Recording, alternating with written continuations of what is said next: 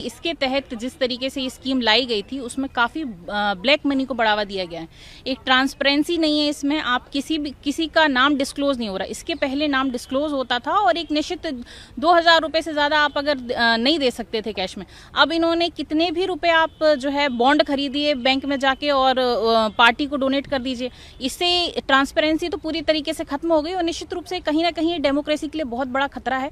तो मैंने इसमें पिटीशन दायर करी थी कि इस स्कीम को रद्द किया जाए। It should be transparent. लेकिन सुप्रीम कोर्ट ने ये भी कहा है कि जो जानने का अधिकार है आरटीआई के तहत तो नागरिकों को मिलना ही चाहिए। निश्चित रूप से देखिए, ये तो इम्पोर्टेंट है ही। जब तक नाम डिस्क्लोज नहीं होगा तब तक काफ़ी सारे मुद्दे हैं जो सामने आएंगे और काफ़ी सारी परेशानियों को साथ लेके आएंगे। जितना भी ब्लैक मनी है या मनी लॉन्ड्रिंग है वो एक बहुत बड़ा मुद्दा है जो इस चीज़ से जुड़ सकता है इन फ्यूचर। जिसमें सुप्रीम कोर्ट ने अनुच्छेद 19 का भी हवाला दिया है कि जो 19(2) के तहत अगर रोक नहीं है तो जानने के अधिकार से नहीं रोका जाना चाहिए। नहीं, बिल्कुल। देखिए, राइट टू इन्फॉर्मेशन तो हमारे देश में हमें अधिकार दिया ही गया है और ये बहुत इंपॉर्टेंट है। एक नाम डिस्क्लोज होना चाहिए कि आखिर कितनी धनराशि किसने दी है। आज एक बहुत ही महत्वपूर्ण फैसला सुप्रीम कोर्ट ने दिया जिसका कि बहुत लंबा असर होगा हमारी पूरी चुनावी लोकतंत्र के ऊपर।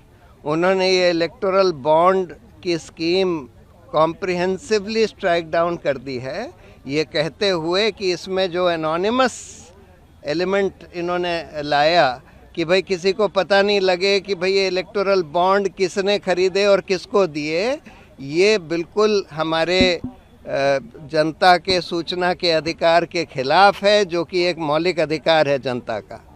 और साथ में उन्होंने तो ये जितने भी अमेंडमेंट्स आए थे कंपनीज एक्ट में, इनकम टैक्स एक्ट में, रिप्रेजेंटेशन ऑफ पीपल एक्ट में, सबको रद्द कर दिया है इलेक्टोरल बॉन्ड स्कीम को जो ला रहे थे। दूसरी बात, उन्होंने ये भी बोला है कि ये जो अमेंडमेंट करा गया था कि कंपनीज जो हैं कितना भी पैसा पॉलिटिकल पार्टीज़ को दे सकती हैं। पहले जो रिस्ट्रिक्शन था कि अपना एनुअल प्रॉफिट से 7.5% से ज़्यादा नहीं दे सकती, वो भी रद्द कर दिया है कि ये हमारे इलेक्टोरल डेमोक्रेसी के ख़िलाफ़ है, क्योंकि ये लेवल प्लेइंग फील्ड को हटाता है और बड़ी बड़ी कंपनियों को इलेक्शन इन्फ्लुएंस करने देता है।